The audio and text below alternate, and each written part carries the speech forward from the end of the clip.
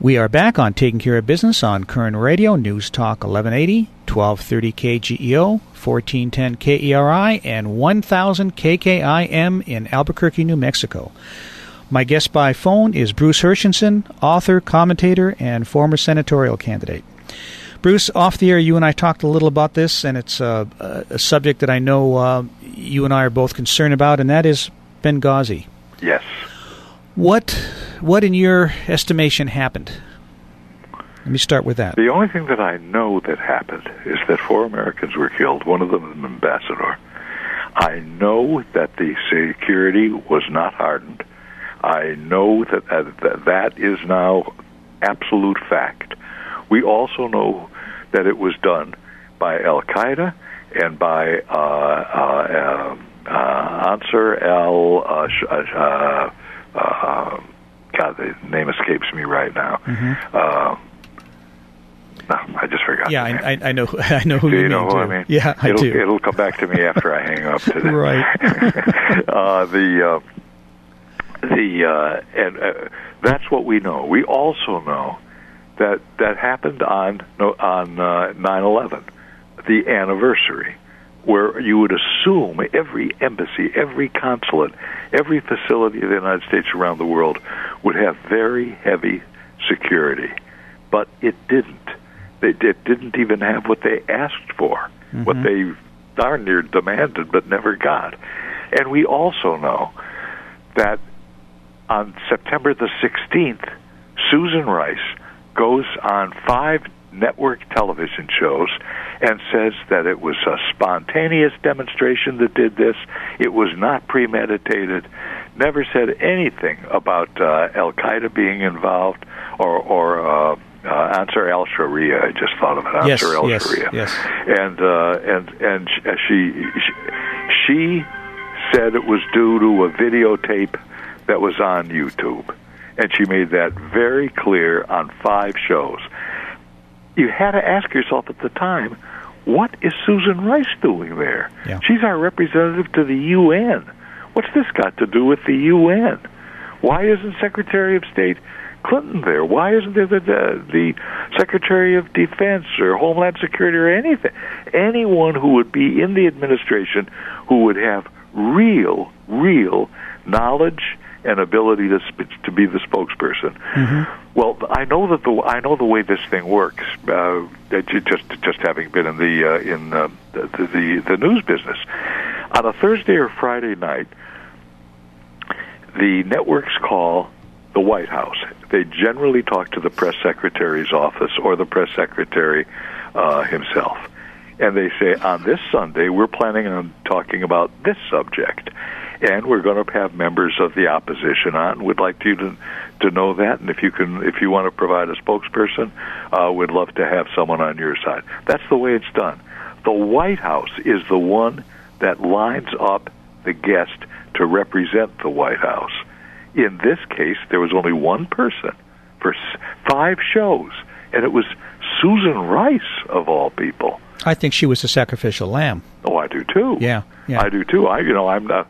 When they talk about firing her and all that stuff, I don't think she's even worthy of being fired. It's just that isn't the issue. The issue is, where did she get this dope? Where did she get this information? Why was she told this when we all knew what it was? The president did not say what he said he did, but he later said at a debate with Romney. Mitt Romney, when Mitt Romney cornered him on what he had said at the Rose Garden the following day, September the 12th, and he said, "Well, you know that I said that it was that I said that it was a terrorism." Well, it was not. But then he had the media in his pocket. He had Crowley there, Candy Crowley, who said, yes, you did say that. Yeah, even though anyone could read the transcript. Mm-hmm. The transcript, you see, he did not say that. Nevertheless, he said he did. He was still talking about the videotape as far down the line as September the 25th, when he was in front of the United Nations organization, mm-hmm. and talked about it being the videotape on YouTube. Yep. our guest by phone, former senatorial candidate Bruce Herschensohn. Now, to Candy Crowley's credit, she did apologize, but the damage was already done by then. Apologies. She didn't really apologize in saying, I made a terrible mistake. Right. It's a mistake that could turn the election. Mm-hmm. What it did to Mitt Romney was it flustered him to the point that he was thinking, I got to drop this subject. It isn't going over. Exactly, because he should have come on a little stronger. He should have come on so strong on this subject. It was a very, and it still is, a very large thing. We had the president telling us something that was not true. We had a delegate that was put there, as you said, as a sacrificial lamb. They didn't want the nation to know. They said that Al-Qaeda was decimated. She used that term. It isn't decimated. As I said, it's in 30 countries of the world. It's now in practically all of northern Mali, on the African continent, northern Uganda. It is, and even northern Nigeria. It is in many, many cells in the United States of America. Yeah. I think the other thing that bothers me more than, well, actually, it bothers me more than anything looking at Benghazi is, here we had two Special Forces guys that went in there, and I think, from what I understand, against orders, but we knew for 5 hours that they were there. We literally watched them die. And, from what live in the Situation Room. Yes, and from what I can gather... And was the president there? No. We sure saw a lot of pictures of him during the raid on Pakistan. Yes. So where was he that night? Fundraiser in Vegas. Yeah, he was in a fundraiser in Vegas. But, here it is. We had an admiral and a general that either quit or were told to resign, rather than send in the special forces like we had to. Yet there's very little. I mean, it's almost gone from the media right now. I know it's gone. Yeah, with Watergate, no one was killed. Iran Contra, they beat that thing to death, and Benghazi, they're letting it die. Yep. And why? What is there anything that can be done about that? Not much. People don't seem to be interested. If people were really interested in that, Romney would have won. Yeah, definitely. I mean, my God, you can't take a president telling the nation something that is not true. Mm-hmm. That was so important. And leaving the Situation Room to go to a fundraiser. I mean that's mind-boggling.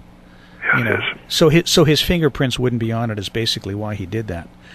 So and there's no follow-up by the media. None at all. They were disinterested in the story when it happened and have remained disinterested in it, to the point that Candy Crowley did what she did. She can read. She said she had the transcript there. Sure. You're right. She apologized later, but what a weak apology. Yeah. And when she apologized, she sort of gave it she gave it a very light touch in terms of, well, however, in time to come, then it was said by the president, so and so and so and so. It was not a consequential apology. Well, and plus at that stage of the game, I mean, here it is. Doesn't make any difference. No, you've got millions of people watching a debate, and very few people paying attention to an apology. A couple weeks later, that it really didn't have any influence. But you're right; it did kill Romney's momentum because he should have mentioned something about he should have gone after that issue in the debate. But the next debate, yeah. But of course he should have. But he was virtually halted. It was like, don't bring this up.